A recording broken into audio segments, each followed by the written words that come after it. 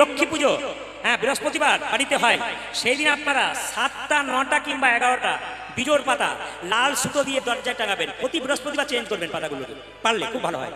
তৃতীয়, যে ফিটকিরিতে দাড়ি কামানোর পর ফিটকিরি দেওয়া হয়, সেই ফিটকিরি একটা কালো কাপড়ে বেঁধে বা সাদা কাপড়ে বেঁধে দরজার প্রধান দরজায় যদি আপনি বেঁধে দেন, 15 দিন পর চেঞ্জ করেন, আপনার বাড়িতে মা লক্ষ্মীর বাসস্থান হয়। এটা তাহলে মন্দিরে যদি মা লক্ষ্মী আছে, মা লক্ষ্মীর সামনে থাকা মানুষগুলো ভিক্ষা চাচ্ছে।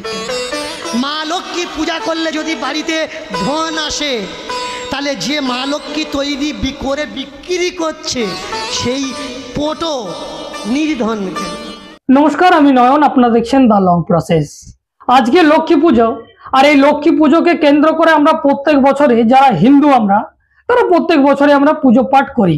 কিন্তু সবসময় একটা প্রশ্ন সোশ্যাল মিডিয়ায় ঘুরপাক খায়, সেটা হচ্ছে যে আমরা দিনের পর দিন লক্ষ্মী পূজা করেই চলেছি, কিন্তু দেখা যাচ্ছে যে ধনী হচ্ছে আমেরিকা, চীন, জাপান, সুইজারল্যান্ড, এই ধরনের কথা ওঠে প্রত্যেক বছর। কিন্তু আমি আপনাদের কাছে এই ধরনের প্রশ্ন খাড়া করতে চাই না, আর আমি করবও না। আমি শুধু জাস্ট এই লক্ষ্মী পুজোকে কেন্দ্র করে দুজন এমন শাস্ত্রবিদ, একদিকে কীর্তনিয়া প্রদীপ পাল আর একদিকে কীর্তনিয়া দীনকৃষ্ণ ঠাকুর, তাদের কি বিচারধারা, কি অভিমত এই লক্ষ্মী পুজোকে নিয়ে আপনারা সর্বপ্রথমে শুনুন, তারপর আমি কয়েকটা কথা বলবো, আপনারা শুনুন। লক্ষ্মী পুজোর দিন থেকে এই জিনিসগুলো শুরু করবেন মায়েরা বাবারা। কি, বাড়ির প্রধান দরজায় স্বস্তিক চিহ্ন দেবেন। কি দিয়ে দেবেন? সিঁদুর দিয়ে দুপাশে। কতদিন পর পর দেবেন? 15 দিন পর পর স্বস্তিক চিহ্নের উপর আবার আঙুল বুলিয়ে দেবেন। কি দিয়ে? সিঁদুর দিয়ে। আর যেদিন লক্ষ্মীর পুজো বৃহস্পতিবার বাড়িতে হয়, সেই দিন আপনারা 7টা 9টা কিংবা 11টা বিজোড় পাতা লাল সুতো দিয়ে দরজায় টাঙাবেন। প্রতি বৃহস্পতিবার চেঞ্জ করবেন পাতাগুলোকে, পারলে খুব ভালো হয়। তৃতীয়, যে ফিটকিরিতে দাড়ি কামানোর পর ফিটকিরি দেওয়া হয়, সেই ফিটকিরি একটা কালো কাপড়ে বেঁধে বা সাদা কাপড়ে বেঁধে দরজার প্রধান দরজায় যদি আপনি বেঁধে দেন, 15 দিন পর চেঞ্জ করেন, আপনার বাড়িতে মা লক্ষ্মীর বাসস্থান হয়। এটা কি বলেছে? জ্যোতিষশাস্ত্র বারবার বলে দিয়েছে। ওই জন্য আপনাদের কাছে নিবেদন রইল, আগামী লক্ষ্মী পূজার দিনে আপনারা এই কাজ করুন। কি, মা লক্ষ্মীকে চৌকির উপরে বসান, ছোট চৌকি, তার উপরে লাল কাপড় দিয়ে বসান। এই দেখেন, যদি এক্ষুনি মুখ খুলি আবার সকলে বলবে বাবা এবার বার করা আরম্ভ করেছে। শুভ দিন কিন্তু আপনারা জানেন, জানে কারা? যারা কাজকর্ম করে না, আপনাদের হাঁড়ির চাল খায়, এদেরকে অনেকে বামুন বলে। এরা শুভ দিন জানে কবে। আপনার বাবা মারা গেছে, কতটা দোষ পেয়েছে, এদের কাছে পাল্লা আছে। আপনি যাবেন, যাওয়ার পরে এরা পাল্লা ধরে মেপে বলে দেবে তোর বাপ 3 কিলো দোষ পেয়ে। ও 3 কেজি নয়, 3 প মানে 750। 4 পয় হচ্ছে 1 সের। 1 সেরে বর্তমানে আমরা 1 কিলো বলি, তাই তো? যদিও সের কিলোর থেকে কিছুটা কম, তবু আমরা বলি কি প মানে 250 গ্রাম, আর 3 প মানে 750। সব থেকে কম পাপ কোনটা? 1 প মানে 250 গ্রাম। আপনাদের অনেকের বাম্মা পেয়েছে, আপনারা বললে মুখ খুলবেন না। আমি দেখি যারা গলায় কাঁচা নিয়েছে আমার কীর্তন শুনতে আসে না, বা যারা সবে নেড়া হয়েছে এরা আসে না। যদি বা আসে, শেষের দিকে শোনে মাথা চুল করে, চুলগুলো কেন ফেললাম রে। আপনি ঘর চাপবেন, ভালো করে শুনুন। গরিব মানুষ অনেক টাকা খরচা করে আপনি ঘর তৈরি করেছেন, ঘর চাপতে যাবেন, এরা 10-12 হাজারের বিল ধরিয়ে দেয়। 12,000 টাকা ব্যয় করো, তাহলে গৃহপ্রবেশ হবে। আর ব্যয় যদি না লাগে, এরা আবার একা যে খাবে তা নয়, বলে এই দেখ হোম করবি তো 5টা বাঙুল লাগবে, কিন্তু গীতা পাঠ করতে হবে, এদিকে ঘিতে চণ্ডী করে গন্ডি করে 5খানা ব্রাহ্মণ লাগবে। আপনারা বলুন তো, যারা অন্য জাতের মানুষ, আপনি বলছেন যদি গৃহপ্রবেশের মন্ত্র না পড়ে, রাগ করবে না কিন্তু কেউ, গৃহপ্রবেশের মন্ত্র, গৃহপ্রবেশের পূজা না করে যদি ঘরে ঢুকি, তাহলে ঘরের অকল্যাণ হবে। পৃথিবীর সবথেকে ধনী দেশ কোনটা বলে? অনেকে বলবেন আমেরিকা, কিন্তু আমেরিকার থেকেও ধনী দেশ আছে, যাকে বলে সুইজারল্যান্ড। পৃথিবীর সবথেকে বড় ধনী দেশ হলো সুইজারল্যান্ড। এই সুইজারল্যান্ডে পৃথিবীর এমন কোনো বড় বড় মন্ত্রী মিনিস্টার নেই যাদের অ্যাকাউন্ট নেই। এই সুইজারল্যান্ডের অ্যাকাউন্টকে সুইজ অ্যাকাউন্ট বলে। দেখবেন আমাদের মন্ত্রীরা বলছেন যাদের সুইস ব্যাংকে অ্যাকাউন্ট আছে সুইচ অফ করে দেবো, টাকা এদেশে নিয়ে আসবো। এই হচ্ছে সুইজারল্যান্ড। তারা তো ঘরে ঢোকার সময় পূজা পাঠ করায় না। আস্তে আস্তে সাড়া করুনি বাবা, সাড়া বন্ধ হয়ে যাবে আমি যদি মুখ খুলি। চুপচাপ থাকো, যার যা কিছু বলার আমি বলছি। কীর্তনের পরে বাসায় থাকবো, অবশ্যই আমার কাছে আসবেন, কীর্তনে ডিস্টার্ব করবেন না। এবার মন দিয়ে শোনো, যারা মাগো টাকা পয়সা দেবীকে, মা লক্ষ্মী, বিদ্যা দেবীকে, মা সরস্বতী, যারা মাগো তোমার পূজা করে না তারা ধনী হয়ে গেল, ধনী হয়ে গেল। আর যারা তোমায় পূজা করে সেই দেশে এত ভিখারি কেন বলো? মা লক্ষ্মীর যদি বড় মন্দির হয়, দেখবেন মন্দিরের সামনে এমন কোনো মন্দির, বড় মন্দির খুঁজে পাবেন না যার সামনে 10টা ভিখারি নেই। তাহলে মন্দিরে যদি মা লক্ষ্মী আছে, মা লক্ষ্মীর সামনে থাকা মানুষগুলো ভিক্ষা চাচ্ছে। মা লক্ষ্মী পূজা করলে যদি বাড়িতে ধন আসে, তাহলে যে মা লক্ষ্মী তৈরি করে বিক্রি করছে সেই পোটো নির্ধন। বিদ্যার দেবী সরস্বতী যদি হয়, যে সরস্বতী তৈরি করে বিক্রি করছে সরস্বতী পূজার সময়, তার বাড়ির ছেলে মেয়েরা এত অশিক্ষিত। আগে বোঝা লাগে, মাগো তুমি যদি ধনের দেবী, বিদ্যার দেবী হলে, যারা তোমায় পূজা করে তাদের কপালে কেন অভাব এত দিলে? মাগো অভাব এত দিলে, অভাব এত দিলে, অভাব এত দিলে, মাগো অভাব এত দিলে, অভাব এত দিলে, মাগো অভাব এত দিলে। তুমি যদি ধনের দেবী, বাহন তোমার পেঁচা কেন বলো? চাইতে যখন যাই আমরা, পেঁচার দাঁত বেঁকানো, মুখ বেঁকানো, কারোর ভালো কি লাগে বলো? মাগো ভালো কি লাগে বলো? ভালো কি লাগে বলো? ভালো কি লাগে বলো? ভালো কি লাগে বলো? ভালো কি লাগে বলো? যদি কেউ চাইলে পাওয়া যায়, তার কাছে চাইতে গেছেন আর সে বলছে দে একে দে, কিন্তু তার ক্যাশিয়ার যদি পেঁচা হয়, আপনি পাবেন? পাবেন। ওর মুখ দেখানো দেখলে আপনি বলবেন মা তোর টাকার দরকার নেই, তুই পেঁচা সামনে। এবার দেখো মাগো, সরস্বতী বিদ্যার দেবী, মাগো সুরের দেবী হয়, তবে তার বাহনের গলায় কেন কর্কশ হয়ে যায়?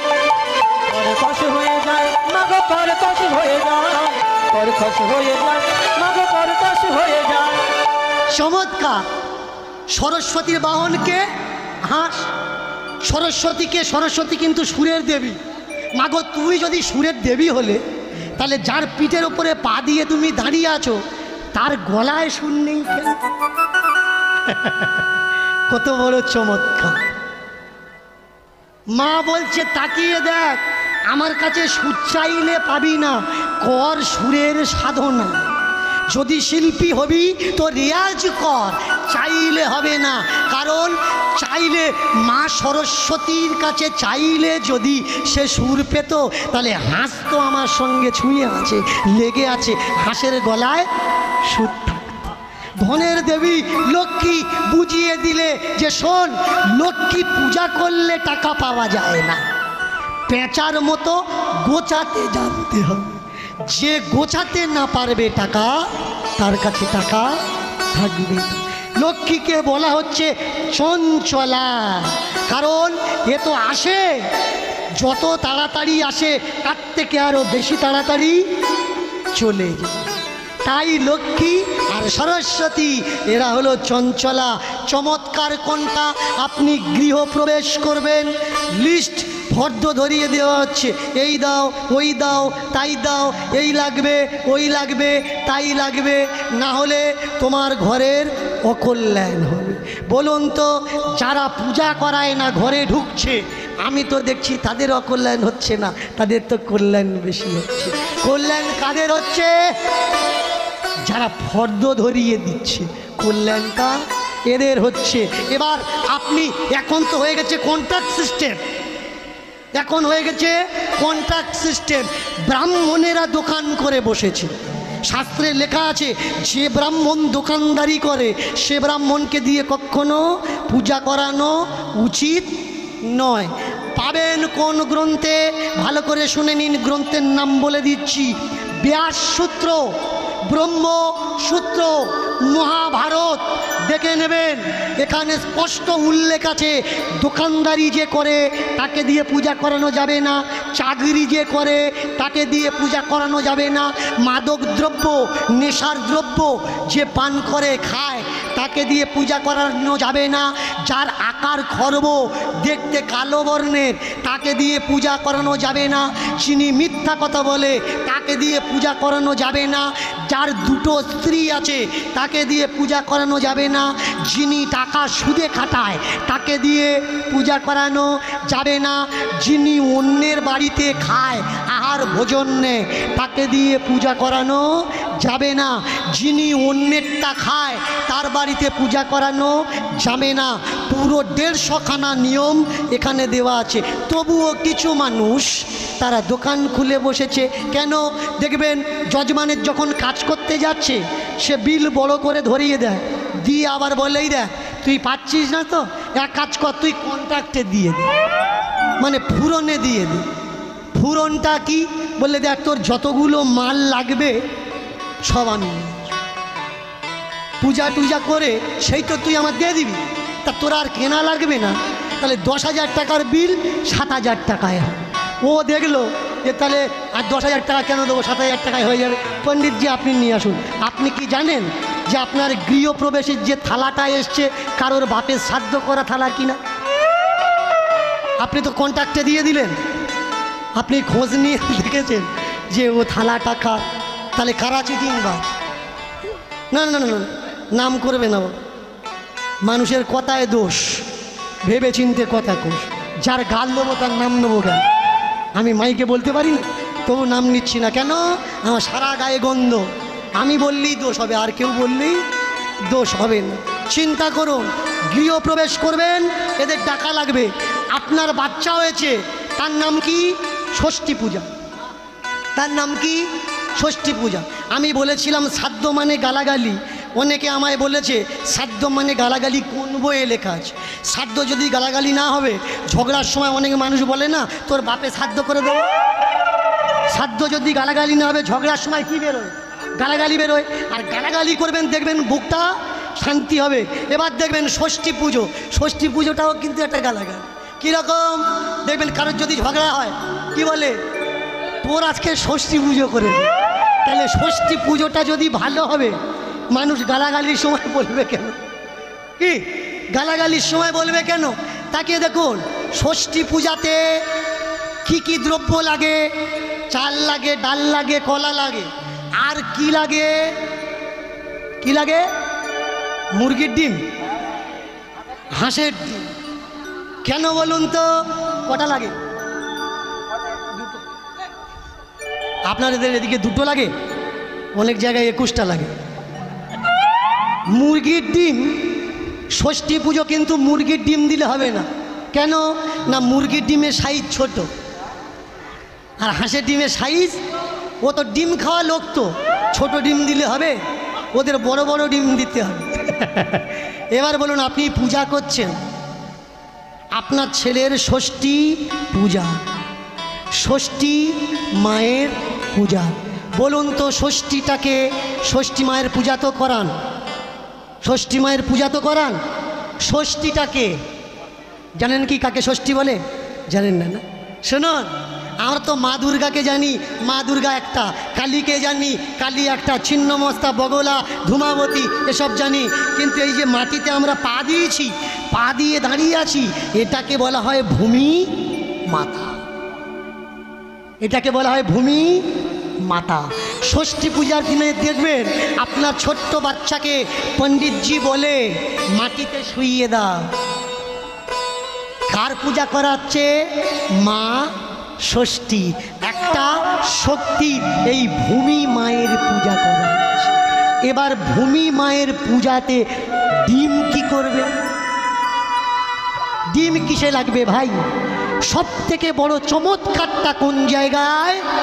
চমৎকারটা হলো আমরা পূজা করতে গেলে যে মন্ত্রগুলো উচ্চারণ করি, সেই মন্ত্রগুলো কি কোনো বাংলা, কোনো হিন্দি, কোনো ইংরেজি না। সেই মন্ত্র হলো সংস্কৃত ভাষা, আর সেই ভাষাকে বলা হচ্ছে দেবনাগরিক ভাষা। আপনাকে বলা হলো, ও বৌমা আসনে বসো, হাতে করে জল নাও, নিয়ে বলো নমঃ শ্রী বিষ্ণু, নমঃ শ্রী বিষ্ণু, নমঃ শ্রী বিষ্ণু। এবার বলো ওম অপবিত্র পবিত্র বা সর্ববস্থান কত পিবা যৎস্বরেত পুণ্ডরীকাক্ষ বন্তরহ শুচি পাপহং পাপ কর্মহং পাপ আত্মা পাপ সম্ভব ত্রাহিমাং পুণ্ডরীকাক্ষ সর্ব পাপ হর হরি। এইবার ওই জল, যে কোষাকুষিতে জল আছে, জলে হাত দাও, দিয়ে বলো ওম গঙ্গে চ যমুনা চৈব গোদাবরী সরস্বতী নর্মদে সিন্ধু কাবেরী জলহস্তানি সন্নিধিং কুরু কুরুক্ষেত্রে গয়া প্রভাস চৈব পুষ্করাণি চ ধর্মানি তীর্থানি ভবন্তি হো পূজা কালে। এইবার ওমা নিচে হাত রাখো, এই আঙুলটা রেখে তিনটে কোণ কাটো, কেটে তার মাঝখানে হাত দাও। এই জায়গায় হলো তত্ত্বটা, যে তিনটে কোণ কাটলেন, এই তিনটে কোণ কি? এই ত্রিকোণাস্য স্বরূপ পূর্ণ ধত্তি পৃথিবীশ্চৈব। এখানে আঙুল দিয়ে আপনি বলছেন ওম আসন উপবেশন ঋষি পৃষ্ঠ সুতলং ছন্দ কুর্মো দেবতায়ভ্য নমো নমঃ। কাকে প্রণাম করলেন? পৃথিবী মাকে প্রণাম করলেন। এই ষষ্ঠী পূজাটা কার পূজা হচ্ছে? মায়ের পূজা হচ্ছে। এই মায়ের পূজাতে কখনো নৈবেদ্য লাগে না। বলুন, আপনি আপনার মাকে প্রণাম করেন, আপনার মা কখনো আপনাকে বলে যে প্রণাম করতে এসেছিস, কাঁসার থালা আনিসনি, বাটি আনিসনি, কাঁসার গ্লাস আনিসনি, ফলমূল আনিসনি, খালি হাতে প্রণাম করছিস? কিন্তু আমরা যখন কোনো দেবদেবীর প্রণাম করতে যাই, তখন খালি হাতে হয় না। আমার ঘরের মা, সেও আমার মা, তুমি আমার মা। তাহলে আমার ঘরের মাকে প্রণাম করি বাংলা কথা বলে, মা গো তুমি আমার আশীর্বাদ করো। আর আমার মা বাংলা দিয়ে আমার আশীর্বাদ করে, মাথায় হাত দিয়ে, যে বাবা তুই সুখী হ, তোর দুঃখ দূর হোক, তুই বা শান্তিতে থাক, ভালোভাবে থাক।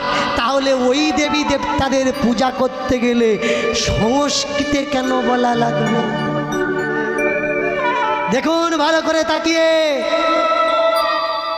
যে দেবী দেবতা বাংলা বোঝে না, ও তো আমার ভগবান নয়। আমি তো বাঙালি ভাই, আমি তো সংস্কৃতের মানুষ না, আমি তো উর্দু ফার্সির মানুষ না। তাহলে আমি তার কাছে দুঃখ জানাবো যে বাংলা ভাষা বুঝবে। যে সংস্কৃত বোঝে, বাংলা বোঝে না, সে তো আমার দেবী দেবতা হতে পারে না। তাহলে আপনি বলতে পারেন যে হ্যাঁ তারা বাংলা বোঝে।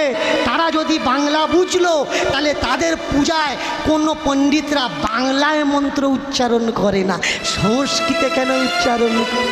আজকের দিনের পর থেকে বলবেন যে পণ্ডিতজি পূজা করছেন কালী পূজা, সংস্কৃতে করবেন না, বাংলায় করুন। ও বলবে যে আমার তো মুখস্থ বিদ্যে, বাংলা ট্রান্সলেশন আমি করতে পারব, কারণ বাংলায় কোনো মন্ত্রই নেই, বাংলায় মন্ত্র কোথায় ছিল? এক সময় ছিল, যেগুলো মাটি চাপা দিয়েছে। কারা মাটি চাপা দিল? যারা বলছে সংস্কৃত সৃষ্টির আদি ভাষা, যারা ভাষা তত্ত্ব নিয়ে পড়ছে, এই সব স্টুডেন্টদের জিজ্ঞাসা করবেন সংস্কৃত আদি ভাষা না, ব্রাহ্মী লিপি, পালি সংস্কৃতেরও আগে। তাহলে পালি যদি সংস্কৃতের আগে হলো, সংস্কৃত মূল ভাষা দেবনাগরী কি করে হয়? এইবার কারা আমাদের দেবতা?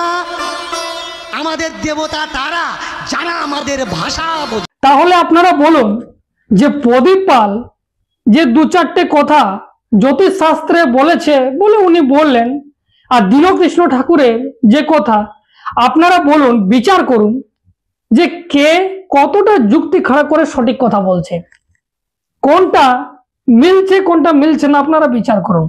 কিন্তু প্রশ্ন যেগুলো উঠে আসছে সেগুলো না বললেই নয়। আমাদের ভারতবর্ষে সব থেকে বেশি সরস্বতী পুজো করা হয়। আপনারা কখন এই প্রশ্নটা করেছেন? যে দেশে সব থেকে বেশি বিদ্যার দেবীকে পুজো করা হয়, সেই দেশে একটা ওয়ার্ল্ডের টপ ইউনিভার্সিটি নেই। ওয়ার্ল্ডের টপ 10 ইউনিভার্সিটির মধ্যে একটা ভারতের নাম নেই।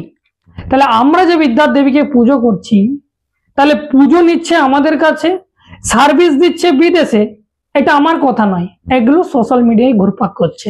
ঠিক সেই রকম লক্ষ্মী পুজো আমরা দিনের পর দিন করে যাচ্ছি, কিন্তু সার্ভিস কাদেরকে দিচ্ছে? সুইজারল্যান্ড। আমাদের এই দেশের বহু মানুষ রয়েছে, ধনী ব্যক্তি, যাদের সুইচ ব্যাংকও অ্যাকাউন্ট আছে, আপনারা জানেন। আপনারা সামনেই দেখলেন বিশ্বকর্মা পূজা গেল, সেখানেও বিভিন্ন রকম আমাদের যে যন্ত্রপাতি রয়েছে সেগুলো আমরা পুজো পাঠ করি। তো আমরা প্রত্যেক বছর এই সমস্ত যন্ত্রপাতি আমরা দিনের পর দিন পুজো করে যাচ্ছি, কিন্তু উন্নয়নের শিওরে কারা রয়েছে? জাপান, চীন। আমরা চীনের কত প্রোডাক্ট ইউজ করি? আপনার ঘরে 50%-এর উপরে চীনের প্রোডাক্ট রয়েছে, অথচ আমরা বিশ্বকর্মা পূজা দিনের পর দিন করে যাচ্ছি। দেখুন, এগুলো আস্থায় আঘাত লাগার জন্য বলা হচ্ছে না, প্রশ্ন করুন। প্রশ্ন করা তো অধিকার। আমি হিন্দু ধর্মে রয়েছি, আমার প্রশ্ন করা অধিকার রয়েছে, আমার জানার অধিকার রয়েছে। অন্ধের মতো কোনো জিনিসকে বিশ্বাস করে নেওয়াটা সত্যি কি ঠিক? তাহলে বলুন আপনারা কি বলবেন এই সমস্ত বিষয়ে? অবশ্যই আপনারা আপনাদের মতামত জানিয়ে যাবেন। আর যদি প্রথমবার দেখছেন, ফেসবুকে দেখে থাকলে ফলো করে নেবেন, ইউটিউবে গিয়ে সার্চ করুন দ্য লং প্রসেস, সেখানে সাবস্ক্রাইব করে রাখুন।